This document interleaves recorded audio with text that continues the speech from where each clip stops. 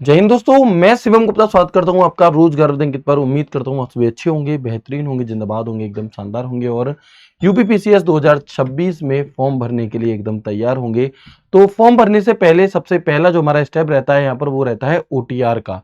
और ओटीआर में किसी भी प्रकार की छोटी से छोटी गलती आपकी सालों की मेहनत को खराब कर सकती है, आपके सपने को आपसे छीन सकती है। तो इसलिए जो सबसे पहला चरण होता है हमारा ओटीआर का, वो हमें बहुत ही सावधानी पूर्वक करना चाहिए।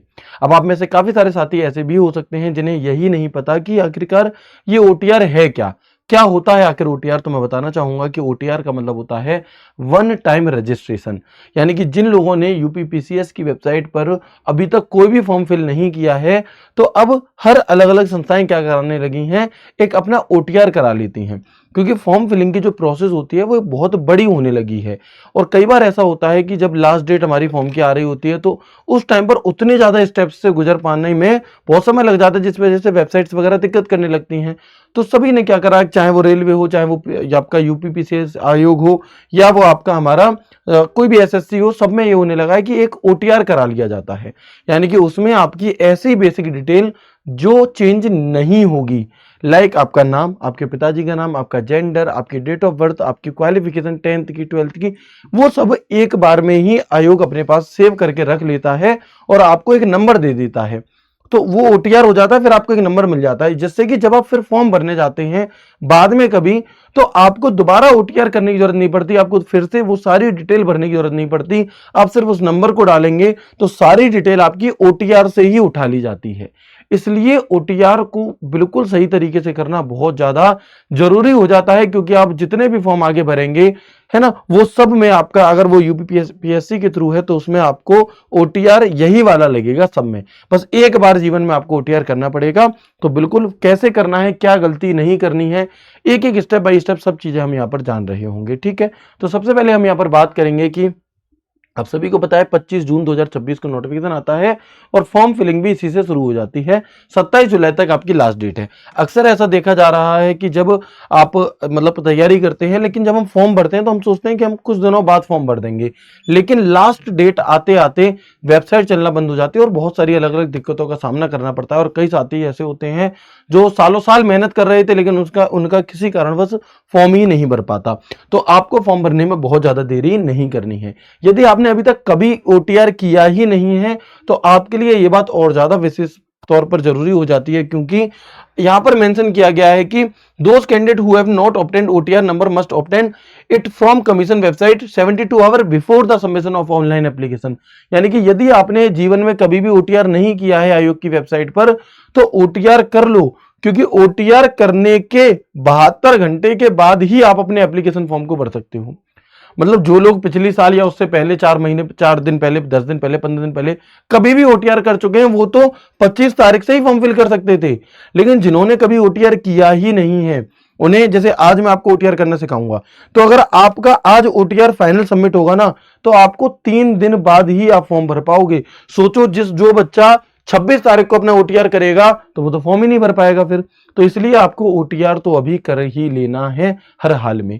ठीक है जी, इस बात को ध्यान रखना। ओटीआर होने के 72 घंटे के बाद ही आप अपने फॉर्म की तरफ आगे बढ़ पाएंगे। ठीक है, सबसे पहले हमें क्या करना है, तो uppsc.up.nic.in ये वेबसाइट है आपकी, इस पर जाना है। जैसे ही आप इसे डालेंगे गूगल पर तो कुछ इस प्रकार का एक इंटरफेस आ जाएगा, जिसमें यहां पर आपसे यूपीपीएससी होम पेज ऐसे आ जाएगा। इस पर आप जैसे ही क्लिक करेंगे तो आपके सामने फिर ये आपका Uttar Pradesh public service commission का पूरा इंटरफेस खुल के आ जाएगा। और यहां पर आपके सामने यहां पर लिखा होगा one time registration for applicants, है ना। तो आप जैसे ही इस पर क्लिक करेंगे तो फिर आपके सामने कुछ एक इस प्रकार का इंटरफेस खुलेगा। क्या आपको ये सब दिखाई दे रहा है? नहीं दे रहा तो मैं थोड़ा सा जूम कर देता हूं, बड़ा कर देता हूं इसे। तो कुछ इस प्रकार का एक इंटरफेस खुलेगा और यहां पर आपके सामने कुछ ऑप्शंस होंगे अलग अलग। देखिए, जिन लोगों ने पहले ओटीआर कर रखा है और उन्हें फॉर्म भरना है तो ऑलरेडी है ओटीआर और लॉगिन पर क्लिक कर दोगे, लेकिन उनके लिए वीडियो में एक अलग से बनाऊंगा। यह सिर्फ ओटीआर की वीडियो है, जिसमें आपको नीड टू ओपन ओटीआर, तो आप यहां पर रजिस्टर नाउ पर क्लिक करेंगे और रजिस्टर नाउ पर क्लिक करने के तुरंत बाद, रजिस्टर नाउ पर क्लिक करने के तुरंत बाद ही आपके सामने एक ऐसा इंटरफेस खुलेगा जिसमें आपको यहां पर अपना फोन नंबर और अपनी मेल आईडी डालनी है।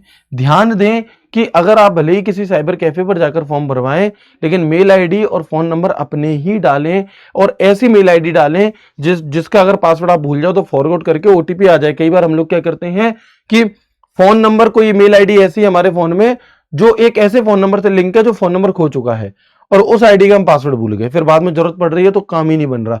तो बिल्कुल फ्रेश, एक अच्छी सही आपकी ईमेल आईडी, मोबाइल नंबर आपको डालना है। फिर यहाँ पर वेरीफाई ईमेल एंड मोबाइल पर क्लिक करना है। जैसे ही आप इस पर क्लिक करेंगे तो आपके सामने फिर एक ऐसा इंटरफेस खुलेगा और ये कहेगा get OTP on email ID.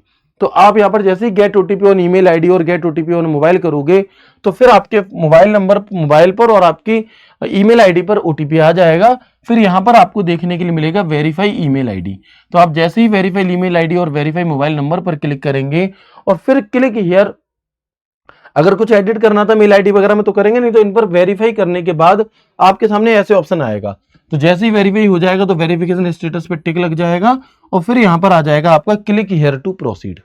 Click here to proceed, जैसे ही आप यहां पर क्लिक हियर टू प्रोसीड करेंगे। अच्छा, एक चीज और देखें, यहां पर क्या लिखा है, नोट, पंजीकरण के समय आपका ईमेल आईडी सत्यापन वैकल्पिक है।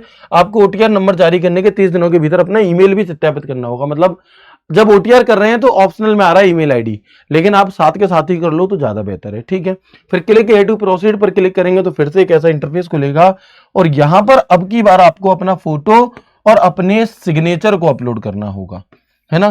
तो यहां पर आपको अपने फोटो और सिग्नेचर को अपलोड करने होंगे। Select a latest coloured photo पर क्लिक करेंगे। Select a latest signature in black ball pen, याद रखना ब्लैक बॉल पेन से सिग्नेचर करना, और सिग्नेचर रनिंग लेटर में होनी चाहिए।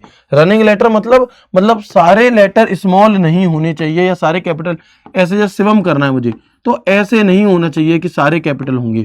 यहां पर होता है इस तरीके, इसे हम रनिंग लेटर कहते हैं, इस तरीके से। ठीक है, तो सिलेक्ट ब्लैक बॉल पेन होना चाहिए और फोटो में कोई ईयरफोन, कोई नेक बैंड, कोई चश्मा नहीं होना चाहिए, किसी प्रकार की कैप नहीं होनी चाहिए। इसके बाद जैसे आप इसे अपलोड करके आगे बढ़ेंगे, थोड़ा सा नीचे चलेंगे तो आपको अपना पहला नाम, अपना नाम, अपने पिताजी का नाम, अपना जेंडर, अपनी डेट ऑफ बर्थ, आप किस राज्य के निवासी हैं, applicant, state of domicile, home district, category, ये सब भर देंगे। ध्यान दें, आप में से कई लोगों के साथ ऐसा होता है आधार कार्ड पे नाम कुछ और है और आपकी हाई स्कूल की मार्कशीट में पापा जी का नाम कुछ और है, XYZ कुछ भी, किसी के में कुमार लगा होता है, किसी के में नहीं लगा होता, किसी के में डबल ए होता है, स्पेलिंगों में एरर हो जाती है। तो आपको यहां पर ध्यान देना है कि जो आपकी 10th की क्लास की मार्कशीट में जो स्पेलिंग है वही स्पेलिंग आपको यहां पर भरनी है, अपनी भी, पिताजी की भी, सबकी। ठीक है, भले ही अंतर है उससे परेशान नहीं होना। 10th की मार्कशीट की डिटेल आपको यहां पर भरनी है। होम डिस्ट्रिक्ट, कैटेगरी सिलेक्ट कर लेंगे, पिताजी का नाम, माताजी का नाम, फिर हाई स्कूल आपने किस बोर्ड से की है, किस सन में की है, और रोल नंबर आपका क्या है, और फिर आप एंटर वेरिफिकेशन कोड डाल करके यहां पर इसे देख करके यहां रजिस्टर पर क्लिक कर देंगे। तो जैसे ही आप रजिस्टर पर क्लिक करेंगे तो फिर आपके सामने एक ऐसा इंटरफेस खुल करके आएगा इस तरीके का। ठीक है, तो इसमें अब आपको एक एक करके सभी जानकारियां बढ़िया तरीके से भरनी होंगी। जैसे इसमें काफी सारी डिटेल हमारी आ जाएगी, कैसे कि ईमेल आईडी, मोबाइल नंबर, ठीक है, पहला नाम और middle name, last name, gender, home district, category, तो ये सारी डिटेल आपकी वहीं से उठा लेगा जो अभी अभी आपने भरी थी। इसके बाद बस एक बार अच्छे से आप मैच कर लेंगे। फिर आप जैसे ही अदर पर्सनल डिटेल्स पर जाएंगे तो अब यहां से आपको भरना होगा और यहां पर आप सिटीजन ऑफ इंडिया सिलेक्ट करेंगे। मैरिटल स्टेटस, अगर शादी हो चुकी है तो भैया मैरिड, नहीं तो सिंगल क्लिक कर देंगे। ठीक है, अगर आप फ्रीडम फाइटर हैं तो यस करेंगे, नहीं तो नो करेंगे। अगर आप एक्स सर्विस आर्मी मैन है तो करेंगे, नहीं तो नो कर देंगे। ठीक है, अगर हैं तो उसके आगे की कंडीशन, सर्विस कितने दिन की होगी, रिटायरमेंट कब हुआ था, और नहीं है तो छोड़ देंगे। फिर एप्लीकेंट फिजिकली हैंडीकैप्ड, तो ये दिव्यांगजन जो हमारे भाई हैं उनके लिए है, अगर नहीं है तो नो करके आगे बढ़ जाएंगे। आप है तो यस करके आपकी जो भी कैटेगरी, जो भी डिटेल है वो आप यहां पर फिल करेंगे। इसके बाद स्किल्ड, एक्स्ट्रा ऑर्डिनरी, प्लेयर वगैरह तो नहीं हो, नो कर दो। गवर्नमेंट एम्प्लॉयमेंट हो तो यस करो, नहीं तो नो कर दो। डिपार्टमेंट डिटेल्स हो तो यस, नहीं तो नो कर देंगे। फिर यहां पर आपके सामने सेव एंड नेक्स्ट का ऑप्शन आएगा। सेव एंड नेक्स्ट के ऑप्शन के बाद आप देखेंगे कि mobile number, email ID, alternate mobile number, ये सब आपका भरा हुआ होगा। यहां पर आपको परमानेंट एड्रेस फिल करना होगा। तो आप यहां पर अपना परमानेंट एड्रेस पूरे में फिल करने के बाद और यहां पर सेम एज परमानेंट एड्रेस पर टिक कर देंगे तो दूसरी जगह जहां पर एड्रेस मांगा जाता है वहां पर आपका एड्रेस अपने आप ऑटोमेटिक आ जाएगा। फिर कुछ नहीं करना, आप लोग नगर पंचायत पालिका कौन सी है, वार्ड कौन सा है, कौन सा शहर है, सब चीजें आप यहाँ पर अपने डाल के गली नंबर, मकान नंबर, और यहाँ पर क्या कर देंगे मेरे भाई, सबमिट डिटेल पर क्लिक कर देंगे। जैसे ही आप सबमिट डिटेल पर क्लिक करेंगे तो फिर आपके पास ऑप्शन खुलेगा क्वालिफिकेशन डिटेल। मतलब इससे पहले हम अपनी personal detail, other personal communication detail भर चुके हैं। तो जब हम क्वालिफिकेशन डिटेल्स पर जाएंगे तो फिर एकेडमिक क्वालिफिकेशन के बारे में आपसे पूछेगा, है ना। तो यहां पर आपको एक एक करके क्वालिफिकेशन का लेवल सिलेक्ट करना है ना, और फिर एक एक करके हाई स्कूल की डिटेल भरनी है, फिर इंटर की भरनी है, फिर आपको ग्रेजुएशन की जो डिटेल है वो मेरे भाई यहाँ पर आपको भर देनी है। जैसे क्वालिफिकेशन लेवल, कोर्स कौन सा था, किस बोर्ड से आपने किया, किस कॉलेज से किया, किस सन में एडमिशन लिया था, किस सन में पास करी, कितनी साल का था, कुल कितने नंबर थे, कब आपकी मार्कशीट आई, है ना, कुल कितने नंबर थे, कितने में से आए, कितने परसेंटेज थे, रोल नंबर, सारी डिटेल डालकर एप्लीकेशन क्वालिफिकेशन। फिर आगे बढ़ेंगे, फिर 12th की भर देंगे, इंटरमीडिएट, फिर आप यहाँ पर ग्रेजुएशन की भर देंगे सेम तरीके से। जैसे ही आप ये सारी डिटेल्स भर करके आगे बढ़ेंगे तो फिर आपके सामने यहाँ पर ये ग्रेजुएशन वाली हो गई, सेव क्वालिफिकेशन पर आप क्लिक करेंगे तो आपके सामने एक बार फिर से फोटो एंड सिग्नेचर के लिए ऑप्शन आएगा, और आप इस पर क्लिक करके अपने फोटो सिग्नेचर अपलोड करेंगे। और इसके बाद देखो मैंने कहा था ना रनिंग लेटर, तो कुछ इस तरीके से आपके रनिंग लेटर वाले साइन होते हैं, इन्हें ध्यान से देख लें, मैं आपको दिखाना चाहूंगा। कुछ इस तरीके से आपके रनिंग लेटर वाले साइन होते हैं, तो ऐसे आपको यहाँ पर करने रहेंगे, ठीक है जी। इसके बाद यदि हम और आगे बढ़ते हैं तो यहाँ पर आपका फोटो, मैंने फोटो हाइड कर दिया, नहीं तो वीडियो डिलीट हो जाती है ना। और यहाँ से मैंने साइन हाइड कर दिया, यहाँ पर आपके फोटो साइन अपलोड हो जाएंगे। उसके बाद आपको एक बार अच्छे से प्रॉपर एक एक चीज चेक कर लेनी है। यहाँ पर आपको आपका OTR नंबर देखने के लिए मिल जाएगा, हालांकि वो आपके मोबाइल फोन में SMS और ईमेल में भी आ जाएगा। तो यहाँ पर आप OTR नंबर इसे लिख लेंगे अपने पास, और जो भी नाम वगैरह है सबको अच्छे से चेक करने के बाद यहाँ पर डिक्लेरेशन के लिए ऑप्शन आएगा, तो इन तीनों पर आपको टिक लगाना रहेगा। जैसे ही आप इन तीनों पर टिक लगाएंगे, यहाँ पर आप जैसे ही इन पर तीनों पर क्या लगाएंगे मेरे भाई, टिक लगाएंगे, तो फिर एक बार आपसे कहेगा कि एक बार अच्छे से प्रॉपर तरह से सारी डिटेल चेक कर लो। फिर लॉक एंड फाइनल सबमिट पर आप जैसे ही क्लिक करेंगे तो your OTR details locked and finally submitted, यानी कि आपका OTR फाइनली यहाँ पर हो चुका है। विशेष तौर पर ध्यान देने वाली बात यह है कि आपको OTR बहुत हिसाब से करना है, सारी डिटेल्स आपकी 10th की मार्कशीट के अकॉर्डिंग ही होनी चाहिए। और कुछ बातों को जो आपको ध्यान देना था, जैसे फोटो सिग्नेचर करते टाइम पे या फोटो खिंचाते टाइम पे, वो सारी बातें मैंने आपको यहाँ पर बता दी। तो इस वीडियो में इतनी ही जानकारी रहेगी। एक अलग वीडियो हम करेंगे जिसमें हम फॉर्म फिलिंग कैसे करनी है उसको पूरा स्टेप बाय स्टेप बताऊंगा। तो पहले अगर आपने अभी तक OTR नहीं किया है तो एक बार OTR कर ले। मैं चाहता तो दोनों वीडियो को एक में ही कर देता, बट वो वीडियो फिर बहुत बड़ी हो जाती, और वो दोस्त जिन्हें OTR ऑलरेडी कर चुके हैं उनके लिए फिर बहुत ज्यादा लंबा लेंदी हो जाता। तो इसलिए हम इस वीडियो में इतनी जानकारी लेंगे।